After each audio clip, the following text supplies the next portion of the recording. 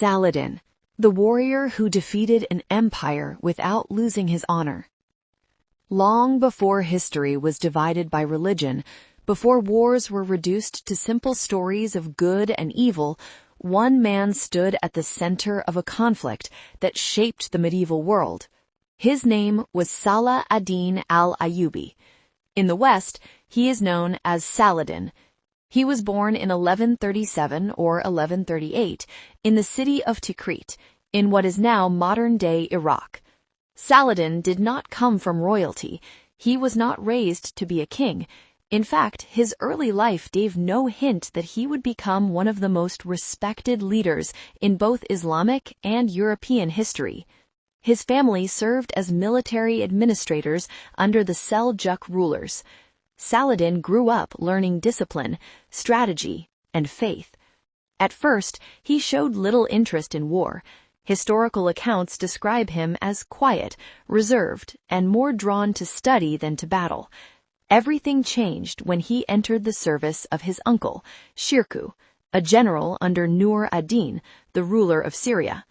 Through a series of military campaigns, Saladin found himself in Egypt, a land divided by political weakness and internal conflict. When his uncle died, Saladin was unexpectedly appointed as vizier of Egypt. He was still young, and many doubted him, but Saladin moved carefully. Instead of ruling through fear, he stabilized Egypt, reformed its military, and strengthened its economy. More importantly, he unified Egypt and Syria under a single cause. At the time, the Middle East was fragmented, while the Crusader states remained entrenched along the eastern Mediterranean. Saladin understood one thing clearly: division was the greatest enemy. Over years, he patiently consolidated power, not rushing into reckless battles. Then came the moment that would define his legacy. In 1187, Saladin faced the Crusader army at the Battle of Hattin. The Crusaders, exhausted and dehydrated, were decisively defeated. This victory shattered Crusader power in the region. Soon after, Saladin marched toward Jerusalem. The city had been under Crusader control for nearly 90 years. Many feared a massacre.